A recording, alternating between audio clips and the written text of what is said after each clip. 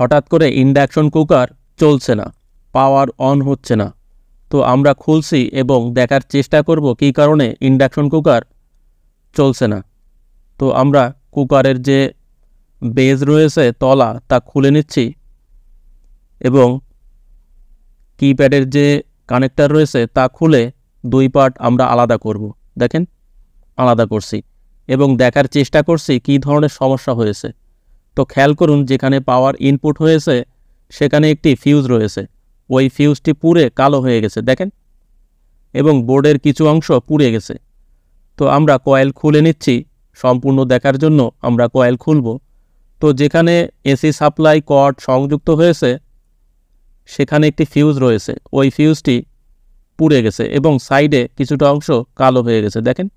আমরা সেন্সরের কানেক্টর খুলে নিচ্ছি এবং কয়েলটি আলাদা রেখে আমরা দেখার চেষ্টা করছি এবং পরীক্ষামূলক ফিউজটি আমরা শর্ট করে দেব। তো যেহেতু ফিউজ কেটে গেছে, সার্কিট শর্ট হয়ে যাওয়ার সম্ভাবনাই বেশি। দেখেন আমরা ফিউজ তৈরি করে দিচ্ছি, একটি তারের খেই ব্যবহার করছি এবং আমরা চেক করছি ফিউজ ঠিক আছে কিনা। দেখেন ঠিক আছে। তো আমরা পাওয়ার সংযোগ করব এবং দেখার চেষ্টা করব। দেখেন সার্কিট শর্ট রয়েছে, আমরা পাওয়ার অন করা মাত্র ব্রেকার ট্রিপ করেছে। তো ওই সার্কিট আমরা ব্যবহার করব না, আমরা নতুন একটি সার্কিট সংযোগ করে দেব বা ফিটিং করে দেব। তো এই সার্কিটটি ইউনিভার্সাল সার্কিট আমি মার্কেট হতে নিয়ে আসছি, যা আমার কাছ থেকে 750 টাকা নিয়েছে। আপনারা এ ধরনের সার্কিট মার্কেটে পেয়ে যাবেন, যেখানে মূলত ইলেকট্রিক পার্টস বিক্রি করা হয় ওই সমস্ত দোকানে এ ধরনের সার্কিট বিক্রি করা হয়। তো আমি ইন্ডাকশন কুকারের তলা খুলছি এবং পুরাতন সার্কিটটি খুলে আমরা নতুন সার্কিট ফিটিং করব। দেখেন এই যে সার্কিটটি দেখা যাচ্ছে এবং তার সাথে একটি কিপ্যাড রয়েছে। ওই কিপ্যাড মূলত টাচ কিপ্যাড, যেটাও ফিটিং করতে হবে। তো প্রত্যেকটা কাজ আপনারা পাই টু পাই দেখেন, তাহলে এ ধরনের সমস্যায় পড়লে ইন্ডাকশন কুকারের যদি সার্কিটজনিত কোনো সমস্যা হয়, আপনারা নতুন একটি সার্কিট কিনে ফিটিং করে দিতে পারবেন নিজে থেকেই। দেখেন আমি পুরাতন সার্কিটটি খুলে নিচ্ছি। তো এখানে ডায়াগ্রাম দেওয়াই থাকে, সার্কিটের যে প্যাকেট রয়েছে ওই কার্টনের গায়ে একটি ডায়াগ্রাম দেওয়া রয়েছে, যা দেখে আপনারা নিজে থেকেই ফিটিং করতে পারবেন। দেখেন এই যে সার্কিটটি ইনটেক রয়েছে, যদি খোলা থাকে তাহলে আপনারা নেবেন না, কারণ অনেক ক্ষেত্রে যখন মিস্ত্রিরা এই সার্কিটটা নিয়ে যায়, যদি ব্যবহার অনুপযোগী হয় বা নষ্ট হয় তাহলে ফেরত দিতে পারে। পরবর্তীতে ওই সার্কিট যদি বিক্রি করা হয় আপনারাও বিপদে পড়বেন। এ কারণে ইনটেক সার্কিট নেবেন, প্লাস্টিকে মোড়ানো যে সার্কিট ইনটেক থাকে। দেখেন এখানে পাওয়ার ইনপুট হবে লাইন এবং নিউট্রাল, দুটি টার্মিনাল রয়েছে যেখানে মূলত এসি কট ইনপুট হবে এবং এখানে দুটি কানেক্টর রয়েছে, একটি মূলত 18 ওয়াট ফ্যান এবং অন্যটি হলো কিপ্যাড সুইচের যে কানেক্টর, সেটা এখানে ফিটিং হবে বা সংযোগ হবে। এবং এখানে যেটি দেখছেন এটি মূলত সেন্সর সংযোগ হবে, সেন্সর যে কানেক্টর। এবং এই দুটি কানেক্টর মূলত কয়েল কানেক্টর। তো এখানে কয়েল কানেক্টরের কোনো পোলারিটি নেই, ঘুরিয়ে দিলেও চলবে বা নেগেটিভ পজিটিভ নেই। দেখেন আমরা সার্কিট সুন্দরভাবে ফিটিং করে দিয়েছি, স্ক্রু ব্যবহার করে সুন্দরভাবে টাইট করে আটকিয়ে দিয়েছি এবং এসি সাপ্লাই কর্ড আমরা ওই টার্মিনাল দেখিয়েছিলাম সেখানে সংযোগ করে দিচ্ছি। দেখেন ক্যাবেল কানেক্টর রয়েছে, ক্যাবেল কানেক্টর ব্যবহার করে আমরা সুন্দরভাবে টাইট করে, যদি লুজ থাকে আমরা হালকা টাইট করে নেব। লুজ কন্টাক্ট হলে মূলত স্পার্কিং করবে এবং পুড়ে যাবে, তো কোথাও লুজ থাকা চলবে না। দেখেন আমরা এই যে এসি সাপ্লাই কর্ড সংযোগ করে দিয়েছি। তো এখানে কোথাও কোনো ক্যাবেল কানেকশন করতে হবে না, কানেক্টর দেওয়াই থাকে।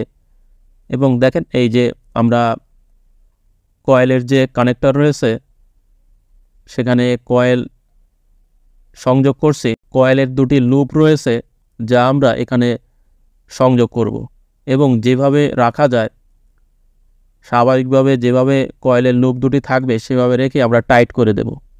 দেখেন সেন্সর সংযোগ করছি, যেখানে আমি দেখিয়েছিলাম এই বোর্ডের যে কানেক্টর সেখানে সেন্সর এই যে আমি সংযোগ করে দিচ্ছি দেখেন কানেক্টরের মাধ্যমে। এবং কয়েলটি আমরা সুন্দরভাবে স্ক্রু দিয়ে আটকিয়ে দেব। এর আগে আমি 18 ভোল্ট যে ফ্যান রয়েছে ওই ফ্যান কানেক্টর সংযোগ করে দিয়েছি এবং সুইচ প্যাডের যে কানেক্টর এই যে দেখা যাচ্ছে যেটা মূলত বাহিরে থাকে, কয়েল সংযোগ করার পরেও সেটা সংযোগ করা যায়। দেখেন এখানে ডায়াগ্রাম দেখা যাচ্ছে, আপনারা এই ডায়াগ্রাম দেখেই সংযোগ করতে পারবেন, এখানে ভুল হওয়ার কোনো সুযোগ নেই। দেখেন প্রত্যেকটা অংশ লেখা রয়েছে। আমি পুরাতন যে কিপ্যাড রয়েছে, এই যে টাচ কিপ্যাড, তা খুলে নিয়েছি, যেটা মূলত কাজে লাগবে না, কারণ নতুন সার্কিটের সাথে এই নতুন কিপ্যাড সংযোগ করতে হবে। এবং এখানে একটি ডিসপ্লে রয়েছে, তার সাথে কিছু টাচ কিপ্যাড রয়েছে। দেখেন আমি ভেঙে নিচ্ছি, প্রত্যেকটা আলাদাভাবে আঠা দিয়ে আমরা গ্লাসের নিচে সুন্দর করে ফিটিং করে দেব। দেখেন দেখেন আমরা সুপারগুলো আঠা ব্যবহার করে ডিসপ্লে সার্কিটটি সুন্দর করে ফিটিং করে দিয়েছি এবং একটি প্লাস্টিক ব্যবহার করে টাইট করে রাখবো যাতে পড়ে না যায়। এবং এই যে আমরা কিপ্যাড সংযোগ করে দিয়েছি, তো কিপ্যাড সংযোগ করার পরেও আমরা আঠা ব্যবহার করে এই যে ফিটিং করছি, তো পরীক্ষামূলক আমরা চালিয়ে দেখেছিলাম। দেখেন অন এবং ফাংশন, তার সাথে টাইমিং প্রত্যেকটা রয়েছে এবং আপ ডাউন রয়েছে বা প্লাস মাইনাস রয়েছে। তো আমরা যেহেতু পরীক্ষা করে নিয়েছি, আমাদের কুকার চলছে, তো দেখেন আমরা ডাউন করছি এবং আপ করছি, দেখেন আপ ডাউন কাজ করছে, অর্থাৎ প্লাস মাইনাস কাজ করছে। এবং আমরা পরীক্ষামূলকভাবে একটি ফ্রাই প্যান ব্যবহার করছি, দেখেন হিট হচ্ছে। তো আমরা একটু ডিম ফ্রাই করে নিচ্ছি। দেখেন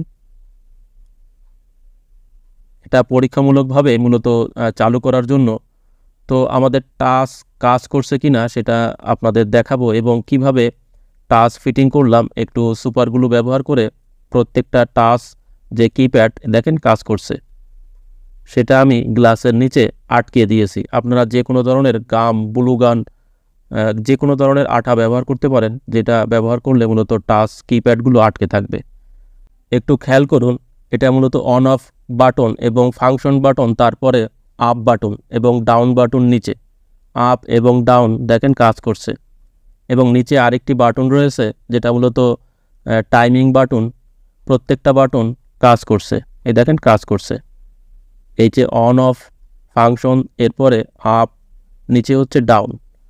তো দেখেন আমরা প্রত্যেকটা কাজ সঠিকভাবে করতে পেরেছি।